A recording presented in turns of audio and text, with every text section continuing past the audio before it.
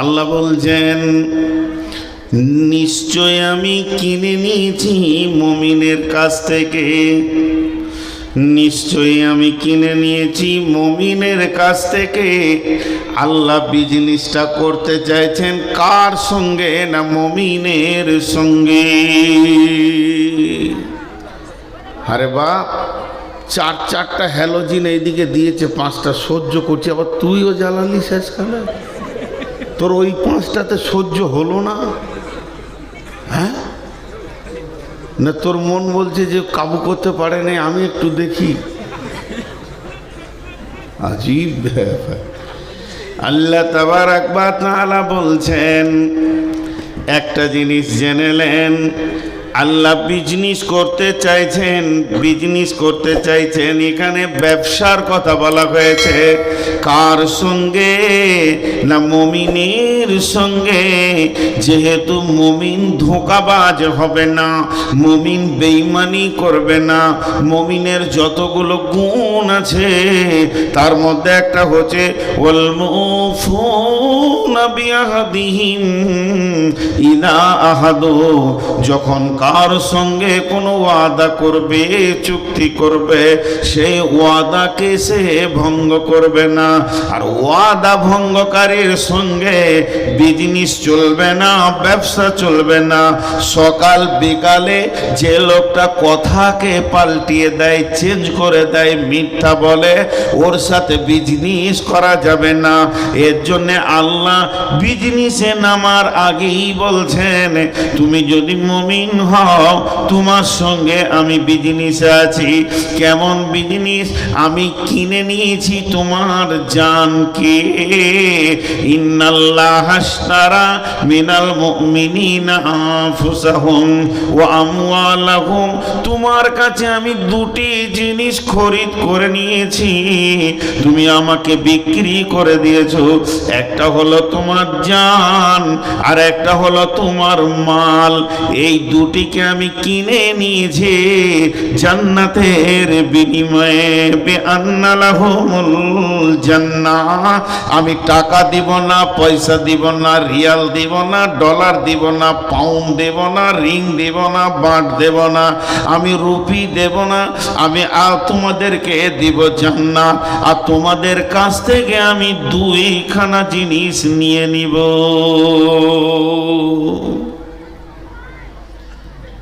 মাল কিন্তু মুমিনের স্বাধীন নয়, জানও কিন্তু মুমিনের স্বাধীন নয়।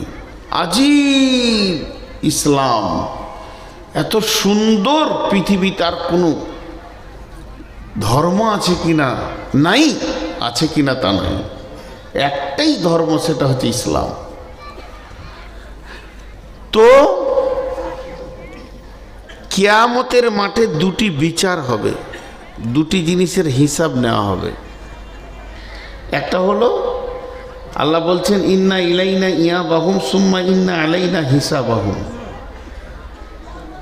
রাসূলুল্লাহ সাল্লাম বলছেন যতক্ষণ পর্যন্ত তুমি 5টা প্রশ্নের উত্তর না দেবে, ততক্ষণ 1 পা খালি করে আর 1 পা তোমার ঘর দেওয়া যাবে না।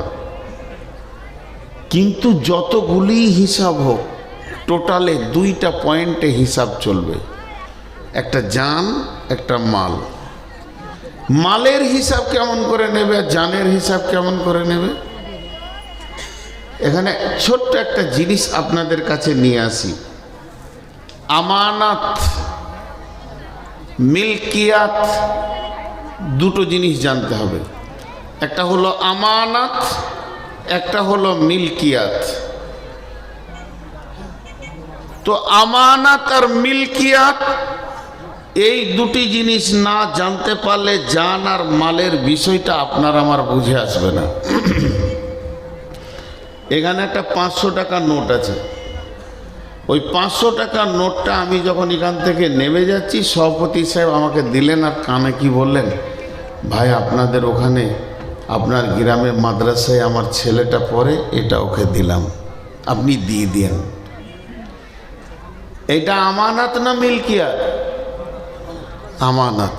ওটা আমার পকেটে ঢুকলো, আমানত। মিলকিয়াত কাকে বলে? আমি নেমে যাচ্ছি, অনেক জায়গায় বাংলাদেশে এটা বেশি ঘটে। কেউ 200 টাকা 500 টাকা নিয়েছে বলে হুজুর এটা আপনি চা পান খেয়ে, এটা আমার মালিকানা সত্ত্ব আছে। আমি চা খেলাম না, বলেছো, আমি বাসে ভাড়া দিয়ে দিয়েছি। তো এটা হলো মালিকানা আর আমানত। तो जिंदगी अमानत है और माल भी अमानत है, इस्लाम भी अमानत है, कुरान भी अमानत है। चारटा अमानतेर कथा बोलें तो दुटो आज के बक्तव्य राखबो। कुरान अमानत, এই যে কোরআন পৃথিবীতে এসেছে এটা আমানত। তার কারণ হচ্ছে আজকে এই আমানতকে বহন করার জন্যই এই মাদ্রাসার ভিত। আমি শিখেছি, আমার ছেলেকে শেখাবো, সে তার ছেলেকে শেখাবে, সে তার ছেলেকে শেখাবে। এই আমানত এই জাতিকে কিয়ামত পর্যন্ত বহন করতে হবে, বন্ধ করে দিলে হবে না। একটা চিঠি যখন পোস্টে ছেড়ে দেওয়া হয়, যতক্ষণ পর্যন্ত সেই চিঠির মালিকের প্রাপকের কাছে না পৌঁছায় ততক্ষণ পর্যন্ত পোস্ট অফিসওয়ালারা আমানত বহন করে। তেমনি কোরআন হলো আমানত, দিন ইসলাম আমানত। আমার কাছে দিনের জ্ঞান আছে, ইসলামের জ্ঞান আছে, হালালের জ্ঞান আছে, হারামের জ্ঞান আছে। অতএব এই জ্ঞানটা যার কাছে নাই তার কাছে আমাকে পৌঁছে দিতে হবে। বাল্লিগো আন্নি ওয়ালাউ আয়া। নবীজি বলছেন যদিও তুমি একটি আয়াত জানো সেটাকে তুমি আরেকজনের কাছে ট্রান্সফার করে দাও। যদি তুমি না দাও আমানতের খিয়ানতি করলে, আমানতের খিয়ানতি করলে যে গুনাহ হবে তোমার সেই গুনাহ হবে। দুটা তো সহজ করে বুঝিয়ে দিলাম। নাম্বার 3, এটা একটা বোঝাতে কষ্ট, কতটা বোঝাতে পারবো আমি জানি না। জিন্দেগি ভি আমানত হ্যায়। যেদিন আমি পৃথিবীর বুকে এসেছি আর প্রথম শ্বাসটা আমার শুরু হয়েছে, আর যেদিন আজরাইল আমার কাছ থেকে জানটা নিয়ে চলে যাবে, নিঃশ্বাসটা বন্ধ হবে, যেদিন নিঃশ্বাস চালু হয়েছে এবং যেদিন নিঃশ্বাস বন্ধ হবে, এই যতগুলি শ্বাস আমি টানছি প্রত্যেকটি আমানত। তার মানে জীবনটা আমার নয়, জীবনটা আমার আল্লাহর। আমার এই জীবনের মেশিনটা, আমার হৃৎপিণ্ডটা যিনি চালাচ্ছেন তিনি আল্লাহ। এটা চালানোর ব্যাপারে প্রতিনিয়তে প্রতি সেকেন্ডে তার একটা খরচা আছে। যে দুটি চোখের যে লেন্স আছে, পাওয়ার আছে, এর পেছনে খরচা আছে। কানে মাইক্রোফোন, আজকে 53 বছর শুনছি, এর পেছনে আল্লাহর খরচা আছে। আমার জীবনটা তিলে তিলে যে চলছে, প্রতিদিন আমাকে সূর্যের আলো দেওয়া হয়, প্রতিদিন আমাকে পানি খাইয়ে হৃদয়কে ঠান্ডা করা হয়, প্রতিদিন সেকেন্ডে সেকেন্ডে আমাকে শ্বাস আল্লাহর অক্সিজেন খরচা করতে হয়। তো আল্লাহ তাবারাক ওয়া তাআলা যে জীবনটা আমাকে দিয়েছে এটা আমানত, এটা আমানত। এর হিসাব হবে, এর হিসাব হবে। জি, এর হিসাব কেমন হবে একটু বোঝানোর জন্য বলছি, একটু অনুসূচনা দেওয়ার জন্যে। কিয়ামতের মাঠে আমাকে আল্লাহ ডেকে বলবে, নূর মোহাম্মদ আই, জি আল্লাহ তোকে 70 বছর জীবন দিয়েছিলাম। জি, 70 বছর আমি তোর জীবনটাকে চালিয়েছি, আমার খরচা ছিল। তো প্রতিটি বছরে 12টা মাস, প্রতিটি মাসে 30টা দিন, প্রতিটি দিনে 24টা ঘন্টা, প্রতিটি ঘন্টায় 60টা মিনিট, প্রতিটি মিনিটে 60টা সেকেন্ড। টোটাল তুই কত কোটি সেকেন্ড পৃথিবীতে ছিলি, এগুলো কিভাবে খরচা করেছিস বল? এগুলো কিভাবে খরচা করেছিস বল? আমার দেওয়া জান তুমি কিভাবে খরচা করেছো? একটা ছাত্র বলছে, জি একটু নলহাটি যাব। বলে যাও, জোহরের জামাত ধরবে, মানে 10টা বাজছে, তো এমনি করে ঘড়ি দেখে বলছে জোহরের জামাত ধরবে। 2 ঘন্টা টাইম দিয়েছে, 120 মিনিট টাইম দেওয়া হয়েছে ওকে। বাইক নিয়ে চলে গেল, ঘুরে এলো, বলে তুই কিভাবে সময়টা কাটালি বল, কোন দোকানে কতটা কাটালি?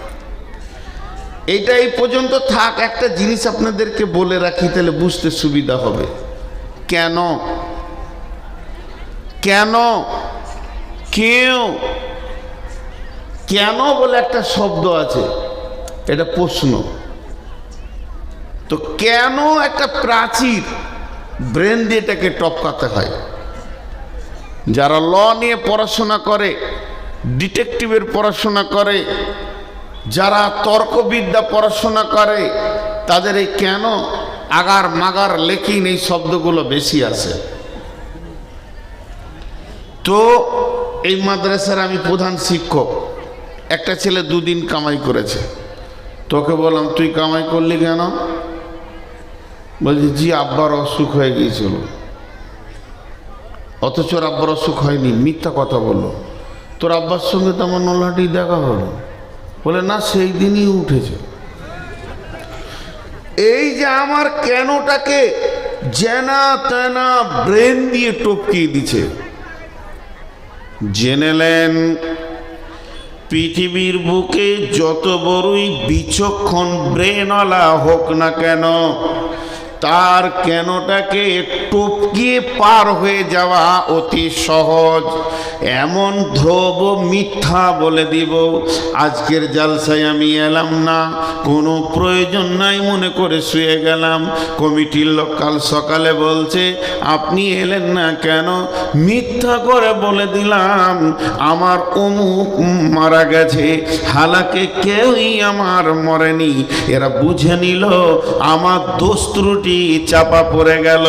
তবে বিশ্বনবী বলেছেন 2টি কথা, তার মধ্যে একটা হলো, হে আমার উম্মত, আল্লাহ যখন হিসাব নিতে শুরু করবে, আল্লাহ যখন হিসাব নিতে শুরু করবে, আল্লাহ যদি একবার কেন বলে দেয়, আল্লাহর মুখ থেকে যদি একবার কেন শব্দটা বেরিয়ে যায়, তাহলে পৃথিবীর কোনো ব্রেন নাই যে ওই কেনটাকে জানা মেনা করে বুঝিয়ে দিয়ে পেরিয়ে যাবে। আল্লাহ কেন বলেছে, উম্মত তোমাকে বুঝে নিতে হবে আমার ঠিকানা জাহান্নাম হয়ে গেছে। আল্লাহর মুখ থেকে কেন বেরিয়েছে মানে 100% তুমি জাহান্নামী, আর বেশি বুঝাতে যেও না। হলো, এটা একটা বলে রাখলাম। এবার ধরেন বোঝানোর জন্য বলছি, আল্লাহ বলছে নূর মোহাম্মদ আই তোর হিসাব লিব। হিসাব শুরু হলো, আজকের ডেটের হিসাবটাই লিছে 17 ফেব্রুয়ারি 2024। কি করছিলি? সকালে উঠলাম, ফজরের সালাত পড়লাম, 1 পারা কালাম পাকের তেলাওয়াত করলাম, তারপরে সামান্য চাট খেয়ে বিস্কিট খেয়ে একটু লেখাপড়া করলাম। আল্লাহ বলছে চল আগেবার। এরপরে একটু মাঠের দিকে গেলাম, মসজিদে কাজ চলছে দেখলাম, দেখতে গিয়ে জোহরের আজান হয়ে গেল। আল্লাহ বলছে চল আগেবার।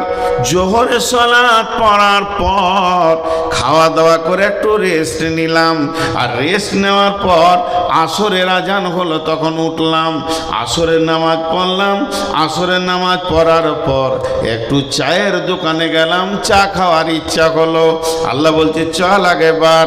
চা খেতে গিয়ে 20 মিনিট সেখানে সময় লেগেছে, চা ছিল না, চা বানিয়ে আমাকে দিল, 20 মিনিট চা খাওয়া হলো। আল্লাহ বলছে তারপরে, বলে চায়ের দোকানে বসে বসে ভ্যাক ভ্যাক করে বকতে শুরু করলাম। আল্লাহ বলে দিলে কেন? তো নবীজি বলছে জেনে নাও, তোমার জিন্দেগির হিসাব আর আগে পিছে নিতে হবে না, এখন তোমার ঠিকানা হয়ে গেছে জাহান্নাম। তার কারণ প্রত্যেকটি কালেমাওয়ালা যে কালেমাকে সাক্ষী দিয়েছে, আল্লাহকে মাবুদ বলে মেনে নিয়েছে, ওকে প্রত্যেকটি নিঃশ্বাস, প্রত্যেকটি কদম এবং প্রত্যেকটি পা, প্রত্যেকটি নজর আল্লাহর জন্যে হতে হবে। এতটুকু পদস্খলন ঘটলে হবে না। আল্লাহকে আমরা বলে থাকি বিসমিল্লাহির রহমানির রহিম, ইন্না সলাতি ওয়া নুসুকি, আমার সলাত, আমার নামাজ, আমার কোরবানি মানে প্রেম প্রীতি ভালোবাসা, এটাও তর্জমা নেওয়া যাবে। ওয়া মাহিয়ায়া, আমার নাহায়াত, ওয়া মাহিয়ায়া, আমার হায়াত, ওয়াল মামাতি, এবং আমার মত, ওয়া মাহিয়ায়া লিল্লাহি রাব্বিল আলামিন ওয়া মামাতি লিল্লাহি রাব্বিল আলামিন, ইন্না সলাতি লিল্লাহি রাব্বিল আলামিন ওয়া নুসুকি লিল্লাহি রাব্বিল আলামিন। তার মানে আমার নামাজ আল্লাহর জন্য, আমার প্রেম প্রীতি ভালোবাসা নৈকট্য গ্রহণ করাটাও আল্লাহর জন্য, এবং আমি যে বেঁচে আছি আমি আল্লাহর জন্যই বেঁচে আছি, পৃথিবী অন্য কারোর জন্যে আমি বেঁচে নাই। আমার জান শুধু আল্লাহর জন্যেই দুনিয়াতে রয়েছে। ও মামাতি, যেদিন আমি মরব আমার লাশটার দিকে মানুষ তাকাবে আর বলবে এই লোকটি মরেছে তো আল্লাহর জন্য মরেছে।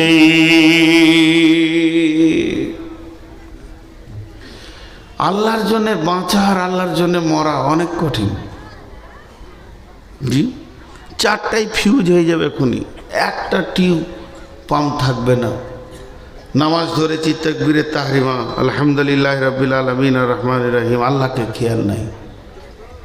কুলহ পড়লাম, আল্লাহকে খেয়াল নাই। আল্লাহু আকবার, সুবহান রাব্বিল আযীম, আল্লাহকে খেয়াল নাই। সামি আল্লাহু লিমান হামিদা, আল্লাহকে খেয়াল নাই। সালাম ফেরা হয়ে গেল, আল্লাহকে খেয়াল নাই। নামাজটা লি। ও নুসুকি, প্রেম, কোরবানি, মেহনত। মানুষ যখন মেহনত করে কোরবানি দেয়, জানের মুজাহাদা চালায়, কোরবানি মানে জবাই করাটাই খালি আমরা ধরে নিয়েছি। আল্লাহর নৈকট্য পাওয়ার বিভিন্ন অ্যাঙ্গেল, যে প্রেম দিয়ে আল্লাহকে পাওয়া যায় সেটাই কোরবানি। তো আমার কোরবানি আল্লাহর জন্য। একটা উদাহরণ দিই, বুখারী, মুসলিম, আবু দাউদ, তিরমিজি, নাসাই নয়, উদাহরণ দিচ্ছি। এক ব্রেল পানি কিয়ামতের মাঠে, আর আল্লাহ একটা মগ দিয়েছে আপনাকে, জগ, বলছে এক জগ করে, এই বান্দা এটা কি? ও চা, ও চা। আমি যতক্ষণ থাকবো খাবো না, খেতে দেবো না। 20 জনা খাবে আর 400 লোক দেখবে। তো খেয়াল করেন আমার দিকে। আল্লাহ বলছে বান্দা এটা কি রে? বান্দা এমনি করে দেখে বলছে আল্লাহ পানি। এটা উদাহরণ দিচ্ছি, বলবেন না যে কত নম্বর হাদিস।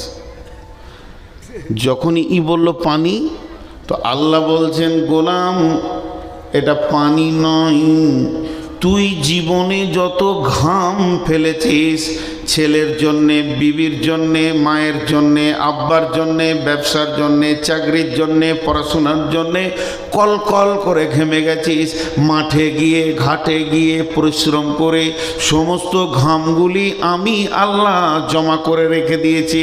তোর জীবনে টোটাল ঘামটা 200 লিটারে পরিণত হয়ে গেছে। এখন তুই 1 লিটারের একটা জগ কেনে আর এমনি করে পানির মতো করে তোলার বল যে ঘামটা কেন ঝরে ঝরেছে। একটা গিলাস তুলে বললেন এটা আমার বাচ্চার জন্য ঝরিয়েছি। 2 জগ তুলে বললেন বিবির জন্য ঝরিয়েছি, মায়ের জন্য ঝরিয়েছি, আব্বার জন্য ঝরিয়েছি, পড়াশোনা করতে গিয়ে ঘাম ঝরিয়েছি, চাষে ব্যবসা বাণিজ্যে ঘাম ঝরিয়েছি। এই করতে করতে বেরেলের নিচে যা ছিল সব উঠে যাবে। 1 জগ তুলে যদি তুই বলতে পারিস আমার এই ঘামটা আল্লাহর জন্য কলকল করে বেয়ে গেছে, মানুষের দরজায় দরজায় ঘুরেছি, আল্লাহর দ্বীনের জন্য ঘুরেছি, মাদ্রাসার জন্য ঘুরেছি, মসজিদের জন্য ঘুরেছি, কতজন কত নোংরা কথা বলেছে, বেইজ্জতি করেছে, লাত দিয়েছে, তারপরেও আমি দরজায় দরজায় দরজায় ঘুরে এই অবস্থায় আমার ঘাম ঝরেছে। যদি আপনি বলতে পারেন আল্লাহ এই 1 জগ ঘাম আপনার জন্য ঝরেছে, আল্লাহ বলবে তুই আমার প্রেমিক, আমি তোর প্রেমিক, গলায় জড়িয়ে ধরবে। কিন্তু আমাদের জীবনে 1 ফোঁটা ঘাম আল্লাহর জন্য ঝরে না, 1 ফোঁটা ঝরে না। তবে মাফ করবেন, খারাপ মনে করে লিয়েন না, একই কথা 2 রকম লেয়া হয়। কিছু মৌলানা আছে ওসরের সিজনে ফেতরার সিজনে কি কষ্ট করে, কি কষ্ট করে। আমি 6 বছর কালেকশন করেছি মাদ্রাসা, ইসলামপুরের কালেকশন করেছি। দুঃখগুলো বলার নেই। কাটোয়ার এলাকায় একটা গায়ের নাম বলবো না, ইউটিউবের যুগ, কালেকশন করতে গেছি, তা আমাকে বলেছে কাজ করতে 10 টাকা দিই। ছেলে মানুষ ছিলাম।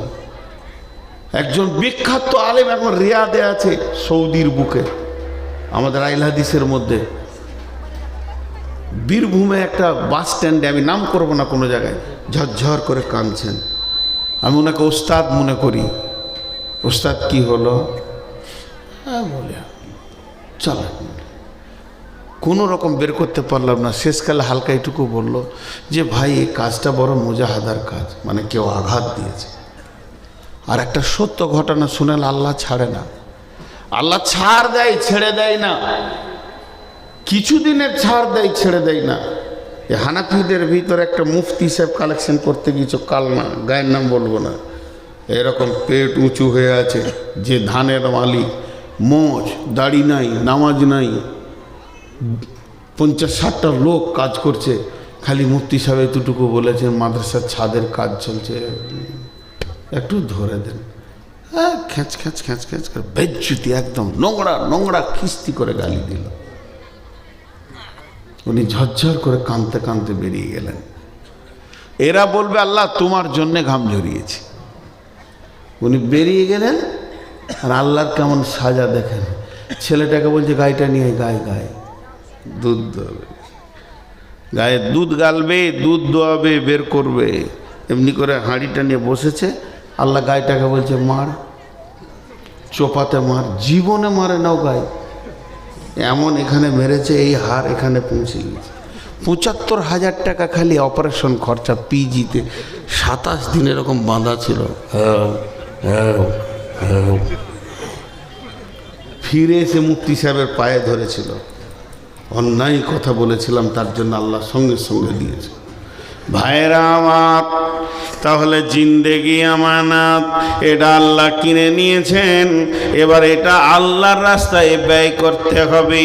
আল্লাহ তাবারাক ওয়া তাআলা বলছেন, ও রাসূলুল্লাহ সাল্লাল্লাহু আলাইহি ওয়াসাল্লাম বলছেন, সাবাতুনি দিল্লাহুমুল্লাহু ফি দিল্লিহি ইয়াউমুল লা দিল্লা ইল্লা দিল্লুহু, ইমামুন আদিলুন সাবুন নাশা ফি ইবাদাতিল্লাহ। ওই যুবক যে যৌবন কালটা আল্লাহর জন্য ক্ষয় করে দিয়েছে, ওই যুবতী যে যৌবন কালটা আল্লাহর জন্য ব্যয় করেছে, আমার নবী বলছেন উম্মতের তোমার রিজার্ভেশন হয়ে গেছে, বুকিং হয়ে গেছে। কঠিন কিয়ামতের দিনে তোমাকে আর রোদে দাঁড়িয়ে নাফসি নাফসি করতে হবে না, তুমি আল্লাহর রহমতের ছায়াতে একটা সিট পেয়ে গেছো, তোমার বুকিং হয়ে গেছে।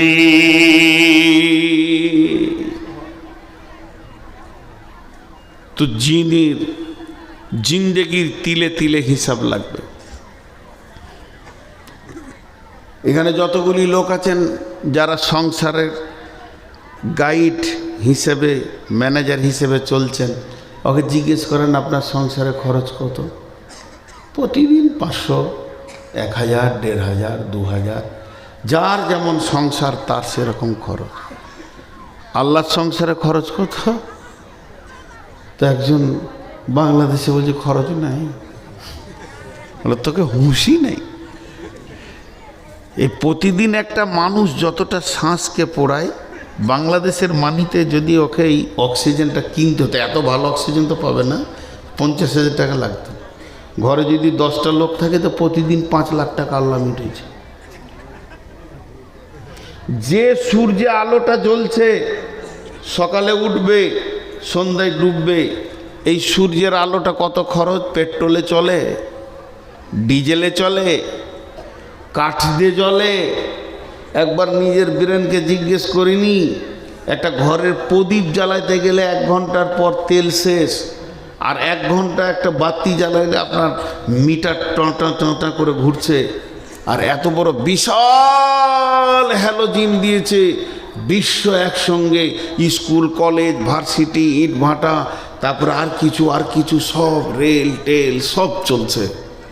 কত খরচ জি, কত খরচ? সূর্যের আগুনের লতিটা 1.5 কিলোমিটার, 150 কিলোমিটার, 150 কিলোমিটার। 3খানা পরমাণু,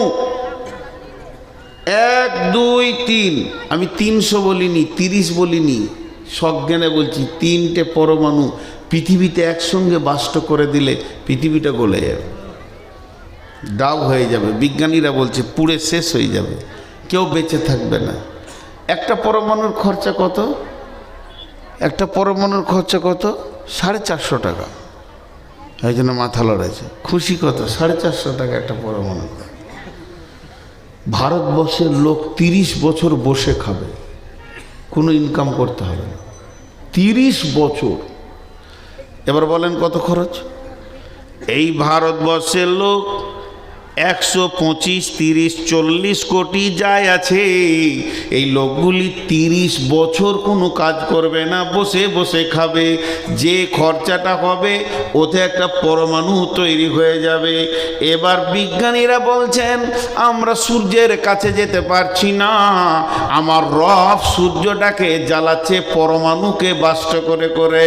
আমরা যতটুকু ক্যামেরাতে পেয়েছি, প্রতি মিনিটে নয়, প্রতি প্রতি সেকেন্ডে ওই সূর্যের মুখে 1.5 লক্ষ পরমাণু বাষ্ট হচ্ছে, তবেই এই আলোটা জ্বলছে। যদি সেকেন্ডে 1.5 লক্ষ হয়, মিনিটে কত হবে? মিনিটে যত হবে ঘন্টায় কত হবে? আমরা 12 ঘন্টা আলো পেয়েছি, 12 ঘন্টা অন্য দেশ পাচ্ছে, 24টা ঘন্টা আল্লাহ এটা তার সংসারে তার মেহমানদের জন্য খরচা করছে। তারপরে আল্লাহ বলছে তোর জানটা আমার, তোর নয়। তোকে আমি এতগুলো উপকরণ দিয়ে দিয়ে বাঁচিয়ে রেখেছি। হে মুসলমান, একবার ভেবে দেখ তোকে আমি কেমন করে তৈরি করেছি। হাল আতা আলাল ইনসানি হিনুম মিনাদ দাহরি লাম ইয়াকুন শাইয়াম মাজকুরা ইন্না খালাকনাল ইনসানা মিন নুতফাতিন আমসাজিন নাবতালিহি ফাজআলনাহু সামিয়াম বাসীরা। আল্লাহ তাবারাক ওয়া তাআলা বলছেন, হে নূর মুহাম্মদ, তোর বয়স 53, 54 বছর আগে কি ছিলি? বলে 54 বছর আগে মায়ের পেটে ছিলাম। তোর বয়স যদি মায়ের পেট থেকে নিয়ে ধরিস তো 54, তাহলে 56 বছর আগে কি ছিলি? বলে মা বাপ খেয়েছে ফল ফ্রুটের ভিতরে ছিলাম। যদি তাই ছিলি, আরো 10 বছর পেছিয়ে যা, 66 বছর বয়সে তুই কি ছিলি? পৃথিবীতে আমার কোনো নামই ছিল না। কোরআন বলছে লাম ইয়াকুন শাইয়াম মাযকুরা, লাম ইয়াকুন শাইয়াম মাযকুরা, লাম ইয়াকুন শাইয়াম মাযকুরা। হাল আতা আলাল ইনসানি হিনুম মিনাদ দাহরি। এখানে গরু বলেনি, ছাগল বলেনি, মহিষ বলেনি, ফেরেশতা বলেনি, জিন বলেনি, পার্টিকুলার বলার একটা প্রাণীর কথা বলেছেন, ইনসানি। হাল আতা আলাল ইনসানি, মানুষের ওপরে একটা লম্বা জীবন পেরিয়েছিল, তখন তাকে কেউ চিনত না, তার নামে কোনো খবরই ছিল না। এখানে যতগুলি লোক আছে সবারই ডেট অফ বার্থ আলাদা আলাদা, কি না? কথা বলে না? কিন্তু শরীয়তের ভাষাতে একদিনই সব তৈরি। আদম আলাইহিস সালামের পিঠে হাত রেখে আল্লাহ কিয়ামত পর্যন্ত যতদিন আছে সবাইকে বানিয়ে নিয়েছে, সব ডেট অফ বার্থ এক। এটা দিলে কাজে লাগবে না, এটা আল্লাহ বলছে আমার কাছে, এটা কাজে লাগাবো, এটা কাজে লাগাবো। খুব মনোযোগ। পৃথিবী সৃষ্টি হওয়ার 50,000 বছর আগে আমার তকদির লেখা হয়েছে। পৃথিবী সৃষ্টি হওয়ার 50,000 বছর পূর্বে আমার তকদির লেখা হয়েছে। আমার জন্মের 50,000 বছর পূর্বে নয়, তাহলে অঙ্ক পাওয়া যেত। পৃথিবী, এই পৃথিবীটা যে ডেটে তৈরি হয়েছে সেই ডেট থেকে 50,000 বছর পূর্বে আপনার আমার তকদির লেখা হয়েছে। কি লেখা হয়েছে? নূর মোহাম্মদ 2024 সালে 17 তারিখে তুই গিয়ে আপনার ভেলিয়ারে ওখানে বায়ান করবি, আর কি খাবি সেটা লেখা হয়েছে। তাহলে আমি যে এখানে আসব সেটা কে জানতেন? জোরে বলেন, কে জানতেন? আপনারা জালসা শুনতে আসবেন, এটা কে জানতেন? আর আমার মা কখন জানলো?